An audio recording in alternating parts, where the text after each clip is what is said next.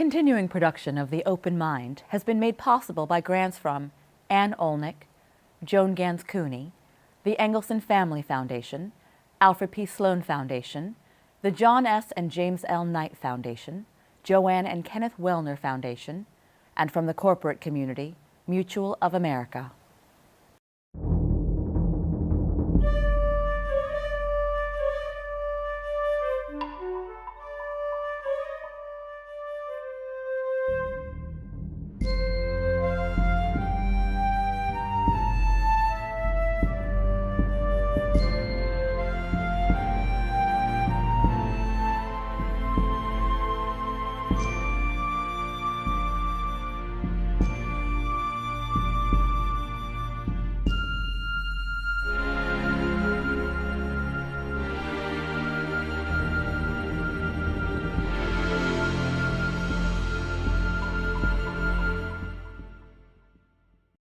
I'm Alexander Heffner, your host on The Open Mind.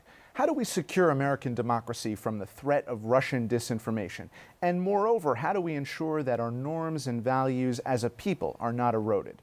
Those are the central questions we'll explore today with two leading experts. Laura Rosenberger is director of the Alliance for Securing Democracy and a senior fellow at the German Marshall Fund of the United States. She's a former National Security Council and State Department official. A former Senate aide to Marco Rubio, Jamie Fly is senior fellow and director of the Future of Geopolitics and Asia programs, also housed at the German Marshall Fund of the United States. The alliance is working to document and expose Vladimir Putin's ongoing efforts to subvert democracy in the U.S. and Europe, and is developing a playbook with recommendations for democratic leaders about how democracy can be better safeguarded for tomorrow. Welcome to you both. Thank you. Thank you. We hosted Amy Knight, a KGB expert, not so long ago. And the question, an unknown answer we arrived at was, what does Putin fear? How can we ensure that our democratic fabric is secure? And if Putin does not fear repercussions, then can we be certain that our democracy will stay intact? And I wanted you guys to reflect on that. Yeah, I think, the question of what Vladimir Putin wants, why he is subverting other democracies is a really important one to understand. One thing that's important is Russia's a declining power. If you look at Russia's economy, if you look at sort of the state of Russia's position in the world, it's not going to be growing in absolute power in the future, different than China, right, which is actually growing. Russia is declining, but Putin wants to restore Russia's greatness as he sees it and keep Russia as a global player. The only way for him to really be able to do that is by weakening others. And Putin has really identified going at the core of our foundations, our democratic institutions, norms, principles, values, as one of our greatest strengths and therefore one of the best ways to weaken us. So I think that that's one of the key things to understand here is Putin's acting actually out of weakness. And why have we, Jamie, not come to understand, or at least the consciousness in this country does not necessarily view Putin aligned with other strongmen figures? This has been a long-running problem in American foreign policy. This is not just a problem that started with President Donald Trump. I served in the Bush administration. President George W. Bush tried to form a relationship with Vladimir Putin to get certain things to advance U.S. national security. President Obama tried the same thing with his reset of U.S.-Russian relations. So it's not unusual that you have an administration that maybe doesn't necessarily view Russia as the threat that it is.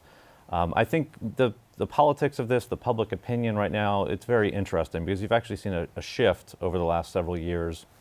More Democrats now actually view Russia and Putin as a threat compared to where they were several years ago, whereas Republicans have shifted in the opposite direction. A lot of that I don't think is because of any deep-seated impact that Russia's activities have had on those publics. I think a lot of it is just people kind of following the politics of this. People who respect Donald Trump kind of adopt his view of Russia and Putin. I think what we're trying to highlight is just the fact that this is an ongoing problem. The Russians continue to do this even after the election. They're doing it as well in Europe. And we want to make sure that more Americans are aware that this is a major challenge to our democracy. We also hosted, within the last year, the creator of The Americans. Now, I would imagine you follow that to some extent. Maybe you're not junkies like I am. But I asked Joe Weisberg, who was a CIA officer, if it was plausible that in the clothing of Americans there were operatives in this country. I mean, this was several months before the election. He said no. But obviously they existed online as they infected Twitter and Facebook and other, what I've come to call anti-social media platforms. You describe your intention to create a blueprint or a platform for thinkers to develop strategies to counter the influence of Putin. What are you working on right now? So one of the things that we've done is actually develop a tool that is tracking the messaging that's being pushed by Russian-linked social media accounts, in particular on Twitter. And we're tracking what the messages they're pushing every single day. And by the way, that continues to this day. As Jamie said, this isn't something that stopped with the election. It's not just about elections, actually. And this is really about attacking our democracy. Elections are just one really important institution in that. We believe it's really important to be exposing the messages that these networks are trying to push, really kind of get a sense of, frankly, what does Putin want Americans to be thinking about and talking about in a way. There's a lot of conversations right now about how do we deal with the free speech aspects of these issues. I think for us, we're very much oriented around the fact that we're trying to secure our democracy. And so none of the steps that we can be taking or should be taking in order to do that should in any way contribute to eroding our democratic principles. And that includes in the free speech arena. That's why we think actually providing transparency, exposing the messages, allowing Americans and others to be better informed. What is the Kremlin trying to get Americans to think about, talk about? That's the kind of approach we're taking. And what we've seen is that they're pushing extremely divisive messages, trying to push on every seam in American society, whether that's political, religious, racial, gender, trying to push Americans to extremes. So taking people who may already have one view and trying to push them in a more extreme direction and really trying to turn us against one another. It was documented during the Senate testimony that the Russian troll farms were pushing out content to sow division, whether that was racial discord or ethnic attacks on minority groups. That is, in effect, Putin's attempt to hijack the social media to create harm. What is the ultimate goal of that harm in terms of handicapping our way of life? I think the danger is that it completely corrupts our political debate. It has the potential to.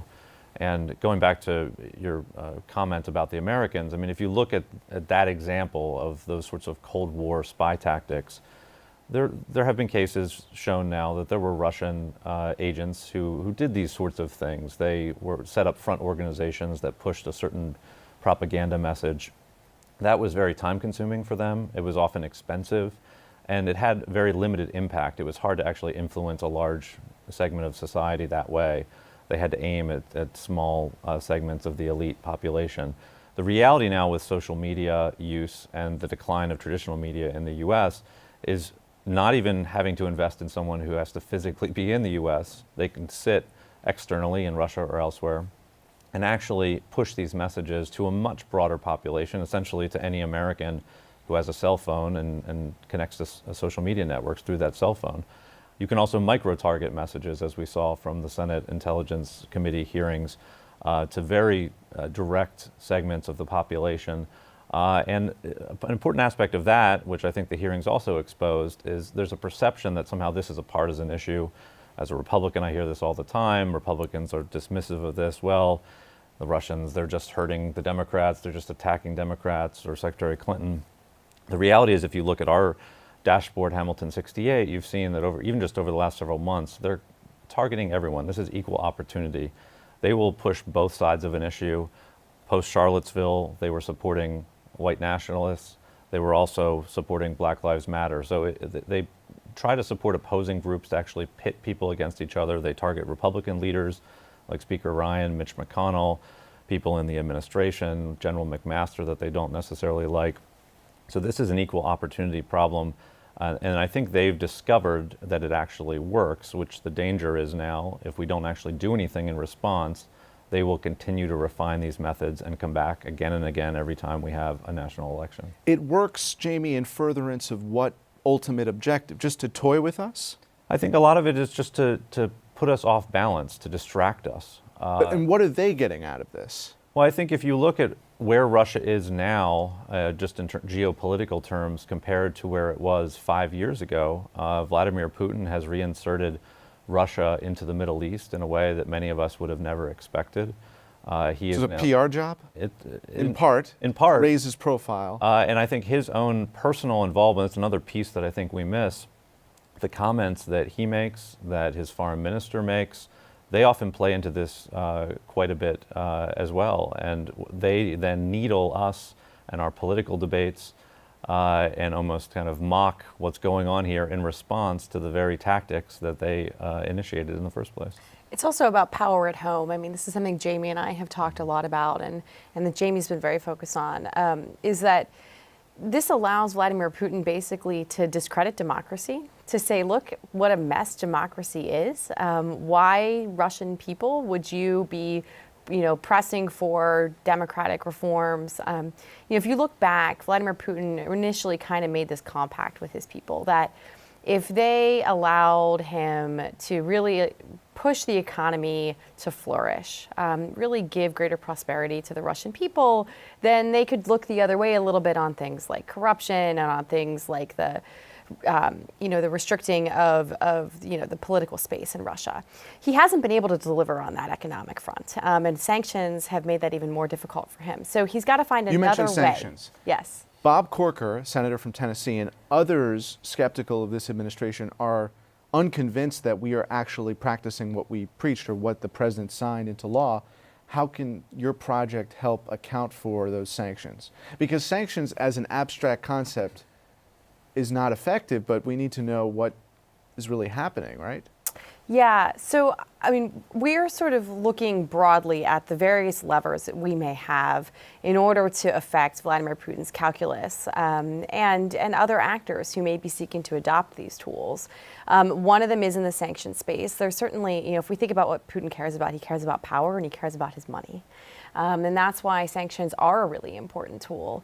I think we can help through our research provide information for those who are trying to implement the sanctions, those in Congress and others, about where the various points of leverage are to really go after in terms of additional designations, in terms of additional measures. Mm-hmm. Certainly there is a lot of concern about whether the sanctions are being implemented to the fullest extent, and I think that that's really important in terms of showing Putin that there's accountability for his actions. Is there enough transparency so that we could see, in the case of Donald Trump, that his businesses, for instance, are complying with what are supposed to be the sanctions? I use him as an example because he's had some affection. He's expressed affection for Putin. So, I think that's a case study. We need to know that American businesses and, of course, our government are in fact complying with the sanctions that were newly signed into law against Iran as well. There's a process as with any administration, between the legislative branch and the executive branch for the Congress to provide oversight, especially on a bill like this, which was initiated by members of Congress of both parties who were concerned about the fact that there had not been enough response from the U.S. government to what everyone agreed had been Russian interference last year.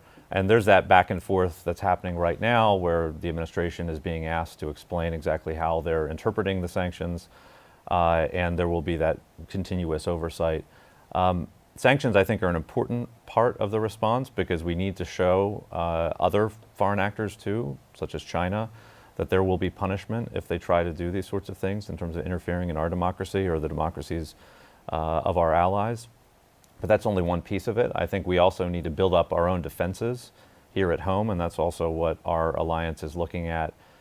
What in U.S. law is currently not sufficient to prevent tens of millions of dollars from being provided to high-profile political actors in our system or on campaigns, clearly to influence U.S. policy in a certain direction? What are we doing to actually secure the elections infrastructure to make sure that hackers could not actually change vote tallies.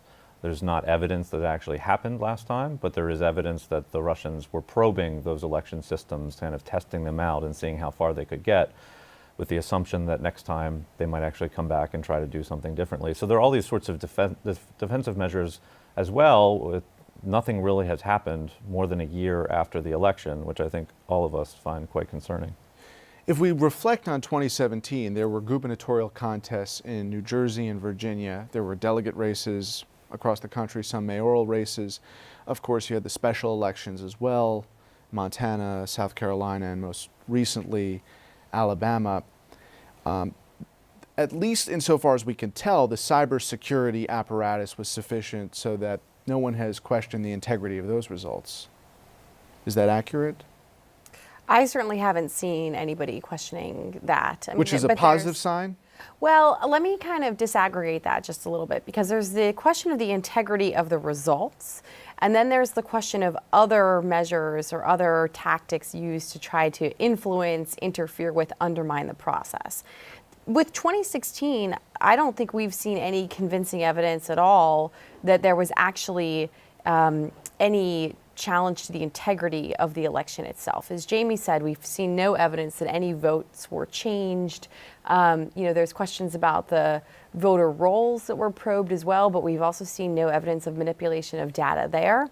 What we have seen is an enormous amount of evidence about the information operations trying to influence people's views one way or another, really push them in different directions. Obviously, the use of hacking combined with that in terms of the theft of the materials from the DNC and John Podesta.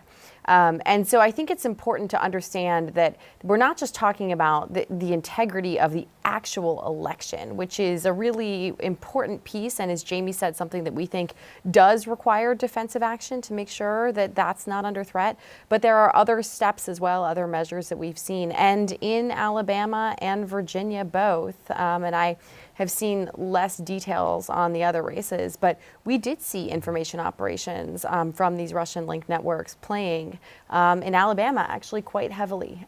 So that's the integrity of the process, which may be more critical at this juncture and in the future. So what would you like to see either the FEC, FCC, these social media companies, or the United States Congress doing about this problem? I think on that piece, fundamentally, we need to move towards a system of political advertising where anyone who is engaging in political ad buying on social media needs to declare who they are. And as with other types of political communication during an election, foreign actors should not be allowed to purchase such advertising, as we saw happened in 2016. So I think we're still looking at this, but I think our general recommendation is that some of the initiatives that you've started to see in Congress need to move forward. The FCC can do some of that, I believe, already on its own under existing authorities. So that's one major piece. The bigger challenge, though, is at the end of the day, you're never going to completely deal with this threat to the process by throwing up restrictions, because the reality is we live in an open society, as Laura talked about earlier. We don't actually want to adopt elements of Putin's regime and the way that he governs and cut off debate.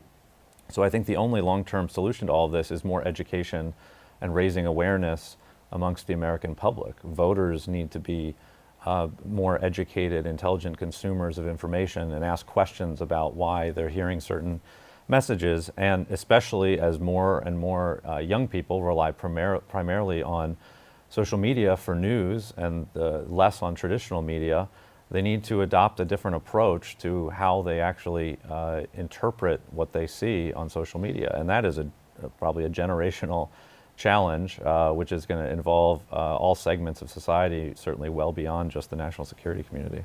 Yeah, in some of these cases as well, with what we've now seen in terms of the fake personas, fake accounts, automated accounts, sock puppets, trolls, et cetera, whatever kind of different name we want to give to these different tactics that are used on social media, in some of these instances, these accounts very clearly violated the terms of service of the platform. So Facebook, for instance, says, as part of its policy, it doesn't allow inauthentic users. Well, we've now seen there were a whole host of them on there.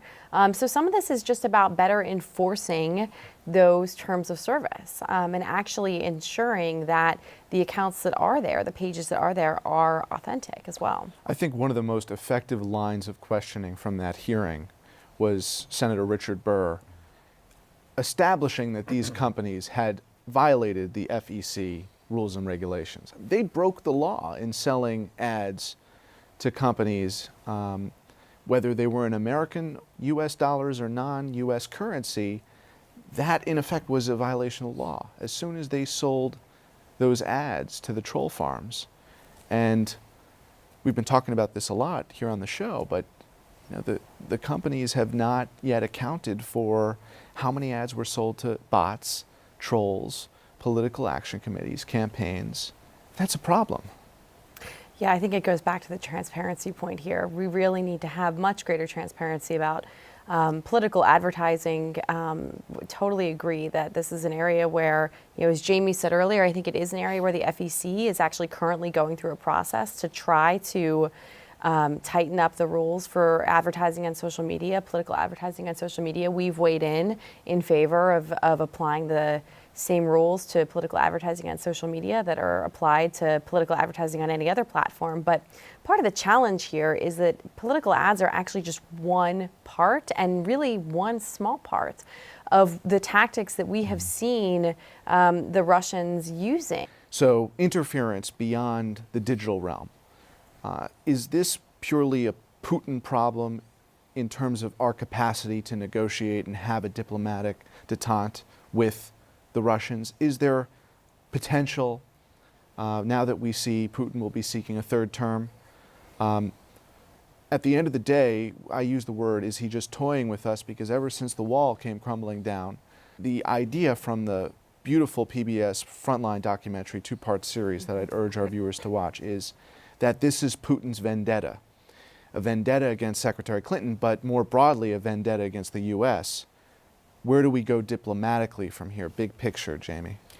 I think the challenge is that Putin's now running for re-election. As you mentioned, he faces a public that's increasingly skeptical of the system, as Laura spoke about earlier. And so there's a very real chance that he's going to be looking for more things to distract and turn attention elsewhere. So these sorts of tactics that have now been successful, I think, from a Russian perspective, can easily be turned up and increased over time.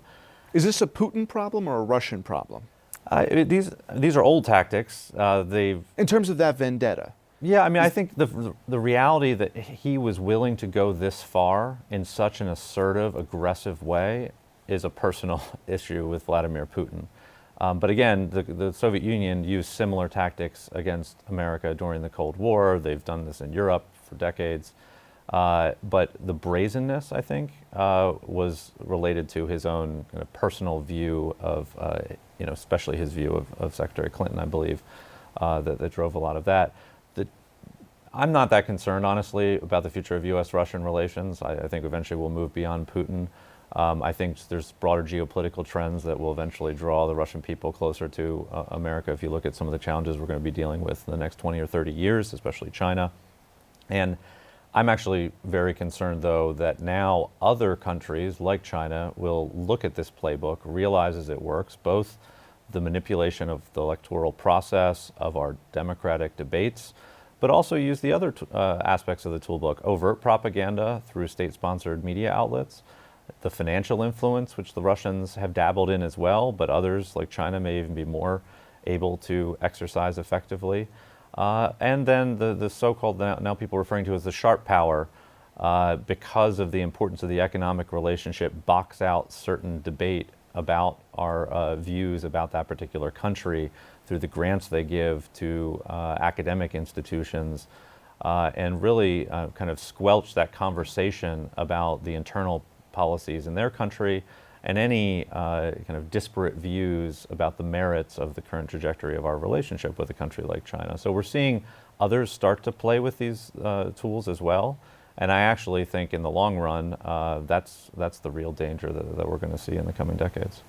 I completely agree with what Jamie just said. I think there is a Putin element to this problem, but it's really important to understand that this is about a toolkit that can be used by a range of actors to really try and harm us. And Putin has just demonstrated how potent it is. But we really need to be understanding how those tools operate and the best ways to counter them, in addition to how to counter the actors using them, just as you do in any other kind of geopolitical question. You got to understand the tools that are being used and the actors that are using them. And finally, what can the folks watching this do to counteract? They want to build their own toolkit. I think people, as Jamie said, number one, media literacy, critical thinking, really making sure that people understand where information is coming from, what the motivations are behind that information. I think that's really, really important. I think understanding the importance of our democracy to our daily lives. Democracy is kind of an invisible good sometimes. We sometimes forget how essential it is to our entire way of life. But what we're seeing now is a real challenge to that. And it's really time for people to stand up and say, this is worth defending. And frankly, to push their members of Congress and other elected leaders to really be doing something about this, because it is absolutely essential to who we are as Americans. I think that last point is key. I think people need to urge their elected representatives to not let another year pass without doing anything in response to what our intelligence community agrees was this Russian interference. And then the other piece, going back to social media, is I think people just need to ask more of the social media companies. This is not just a one company problem. It relates, quite frankly, to a lot of the use of algorithms, which are across platforms. And I think if people are concerned about that, and it's not just a foreign interference challenge, it can be exploited by corporations, other individuals, wealthy individuals who have an agenda, they should start to speak out, and they should actually ask for more information about why something appears in their newsfeed, or how things are prioritized or ranked in a particular on a particular platform. And I think if unless people start to ask for that, certainly the companies are not going to start providing more information on their own. Thank you both. And thanks to you in the audience. I hope you join us again next time for a thoughtful excursion into the world of ideas. Until then, keep an open mind. Please visit the Open Mind website at 13.org/openmind to view this program online or to access over 1,500 other interviews. And do check us out on Twitter and Facebook at Open Mind TV for updates on future programming.